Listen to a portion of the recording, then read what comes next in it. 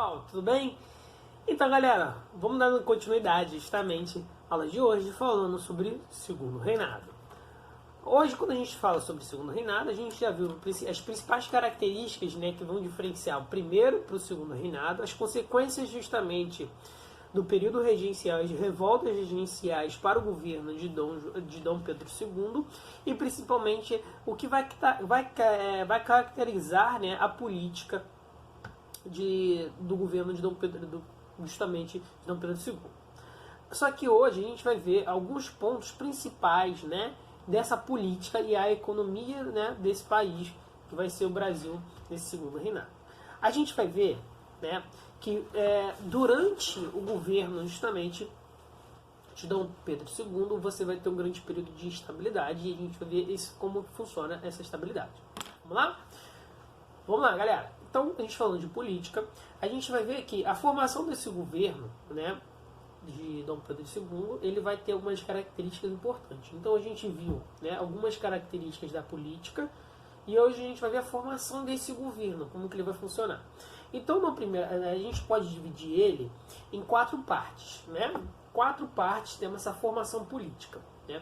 A primeira delas, a gente vai ver que logo no início do governo de Dom Pedro II, ele que vai formar um gabinete, né, vai formar um conjunto de ministros liberais, né, vai pegar e lembrando que a gente tem um partido conservador e um partido liberal, ele junta um monte de ministro liberal e faz parte do seu ministeriado. Isso é importante porque lembrando que a monarquia no Brasil, diferente de outras monarquias no mundo, né, você quase não tinha participação, você não tinha participação popular, né, no executivo.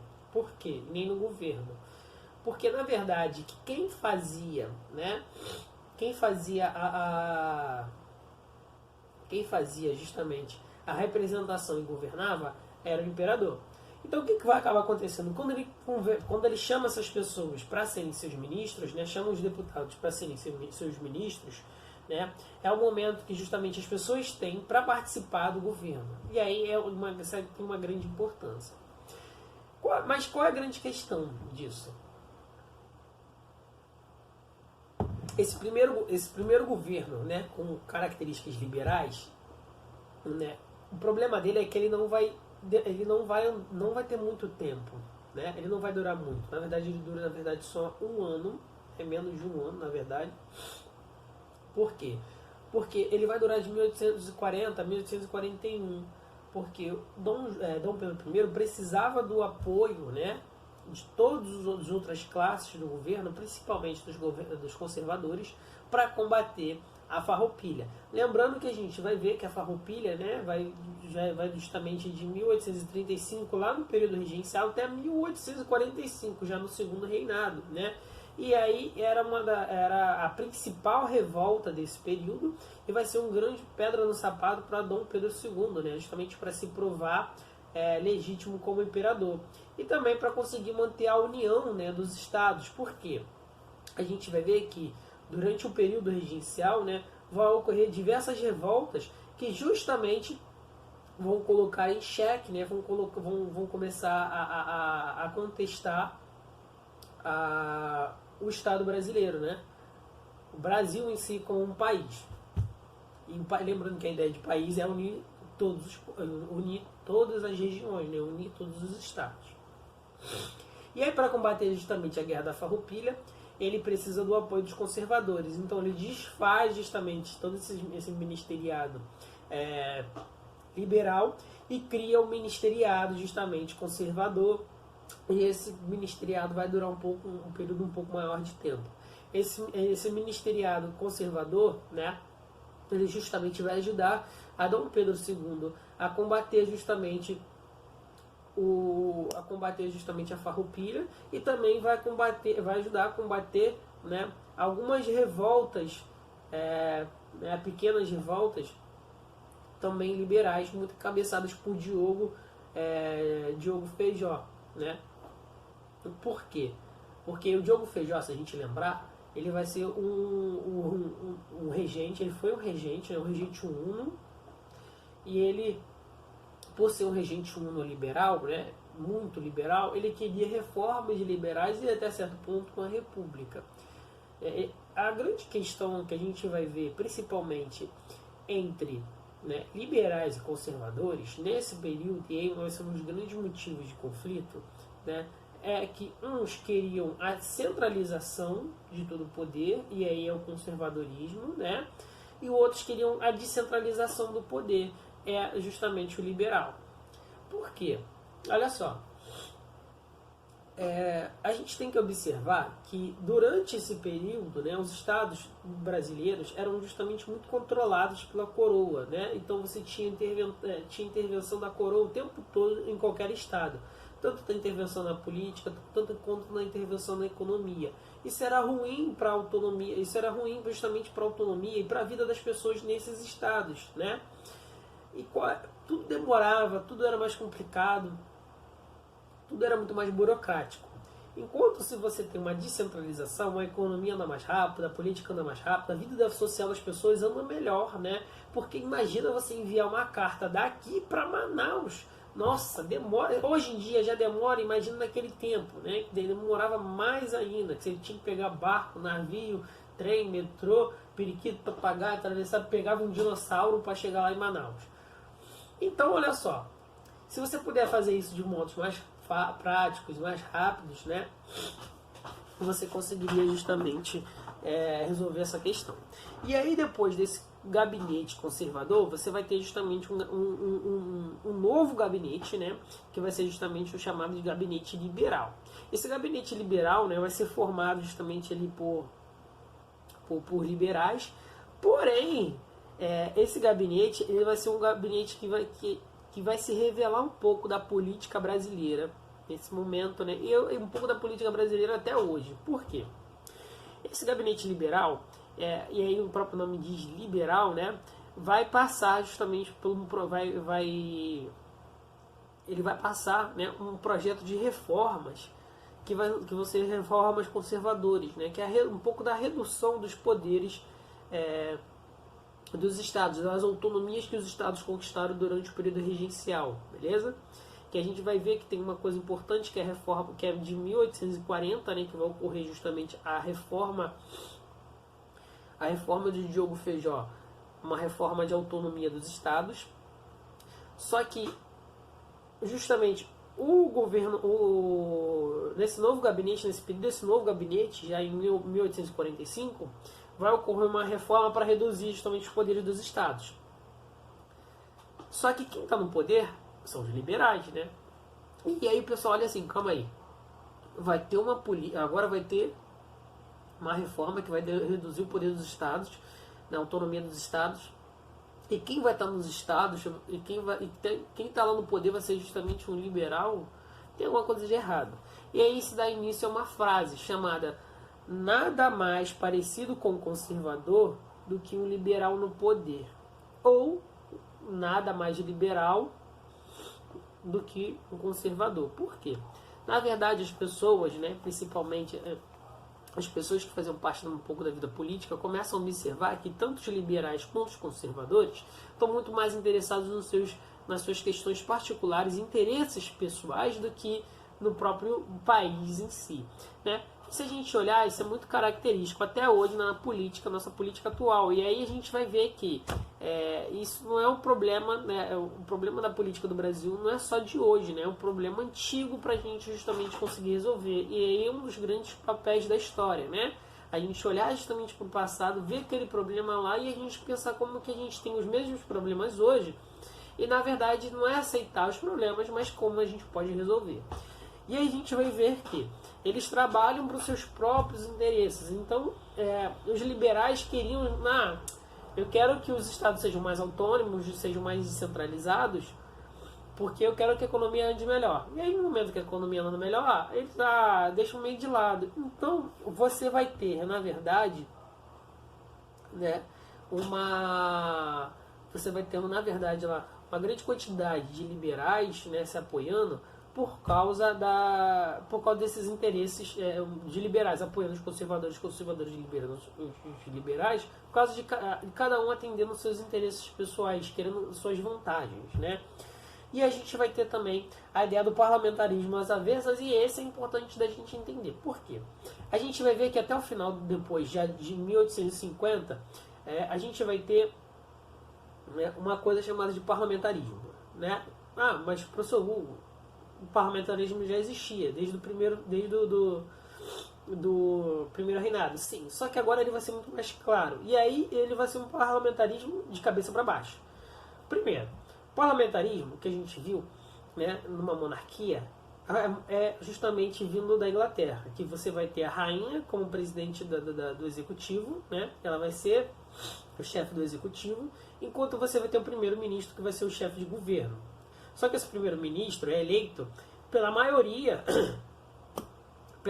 do partido na Câmara dos Comuns, beleza? E aí qual é o grande problema disso? Ela não aponta quem vai ser o primeiro-ministro nem nada. Quem vai eleger vai ser todo mundo ali na Câmara dos Comuns. Só que esse parlamentarismo às avessas vai acontecer assim, né? Dom Pedro II vai criar um cargo chamado de chefe de conselho, né? No caso que seria o primeiro-ministro. Ele cria esse cargo e vai acontecer assim. Ele vai indicar, né, para a maioria do partido, né, o partido que tem a maioria justamente lá na Câmara dos Deputados, de quem vai ser, né,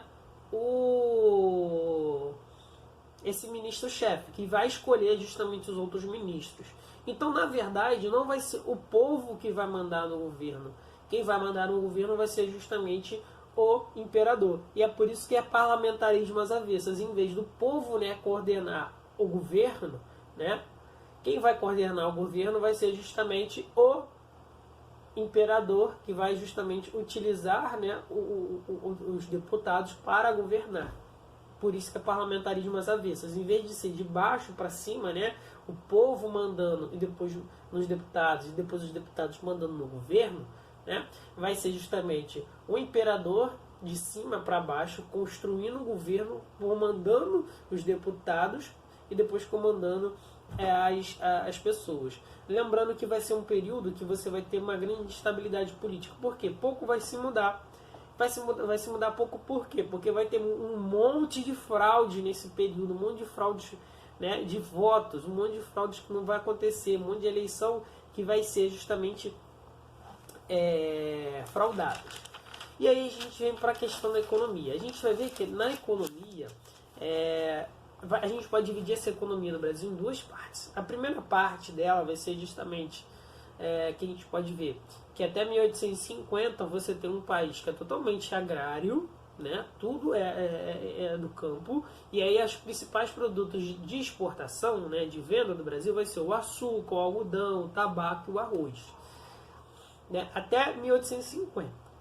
Depois disso, logo em seguida, a gente já na segunda metade do século XIX, a gente já vai ver que o Brasil vai começar a ganhar novas características importantes, né? Que vai ser justamente o Brasil vai começar a exportar café, né? E vai ser um grande produto justamente de exportação, e de novo vai mudar o eixo da economia do Brasil. Por quê?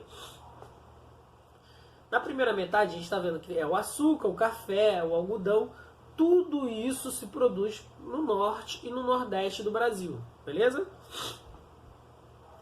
Então lá, no nordeste e no norte do Brasil, né, você vai ter essa economia. Enquanto depois, nessa segunda fase, ela vai mudar para o centro-sul. Porque o café só consegue ser plantado aqui no Brasil na região centro-sul, né? São Paulo, Rio de Janeiro, Minas Gerais, ok? Que você vai ter a concentração do café. Então você vai ter justamente mudança desse eixo do norte para o sul, e também você vai ter a criação ali da borracha, né? A utilização já da borracha no processo industrial, porque se a gente pensar, né, a borracha nesse período aí vai crescer muito, principalmente pelo início já dos carros, né? Se a gente começar a olhar, os carros, qualquer objeto industrializado vai precisar de borracha, e a borracha que tinha em grande quantidade justamente no norte do Brasil. Então você vai ter, mas Hugo, não vai ter essa mudança do norte para o sul? Sim, porque olha só, o que vai valer mais nesse período vai ser o café do que a borracha. E outra coisa, você tem a força que é a capital do Brasil vai estar na região centro-sul. Então tudo vai ser empurrado para cá, de certa forma. E você ainda também vai ter o açúcar, né?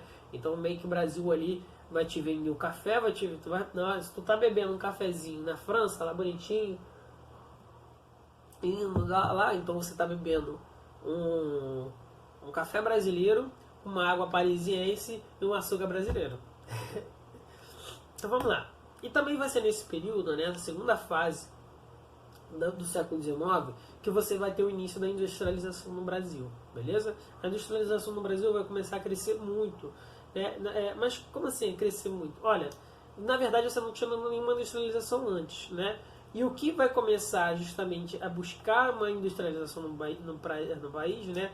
Eles vão tentar criar alguns aspectos industriais modernizadores no Brasil, porque na verdade indústria no Brasil nesse período não vai surgir. O que vai surgir ali é o primeiro passo para dar uma indústria.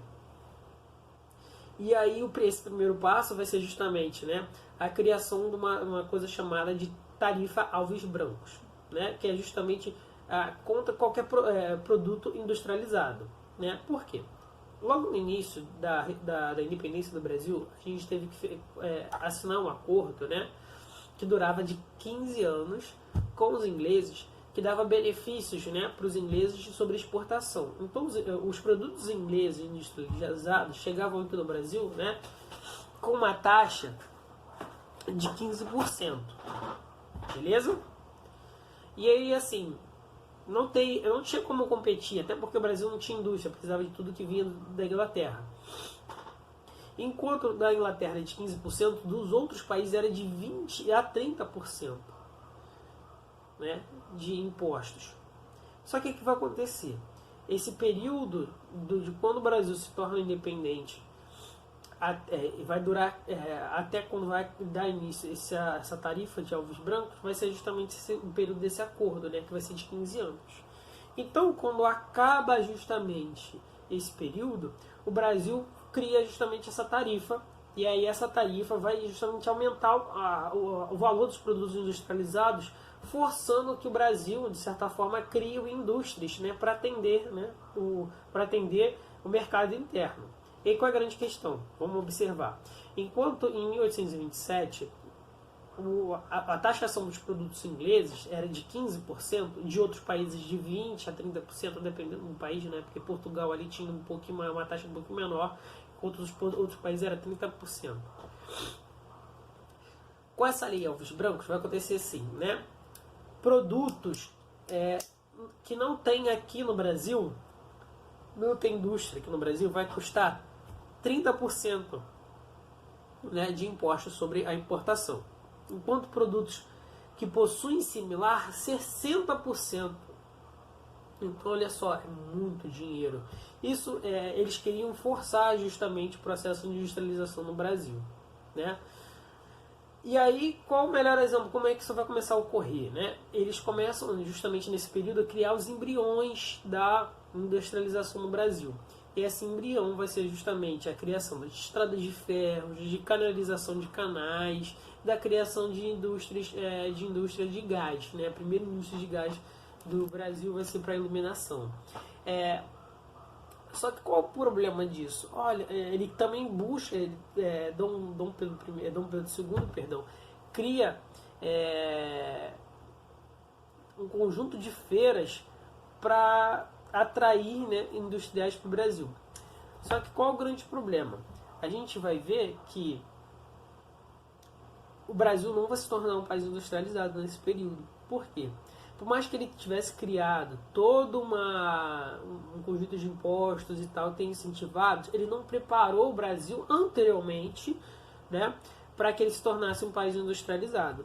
Isso começa a gerar um conjunto de problemas justamente para quem quisesse industrializar, porque não tinha nada pronto ainda, tinha que começar a fazer, então tudo demorou muito mais, né?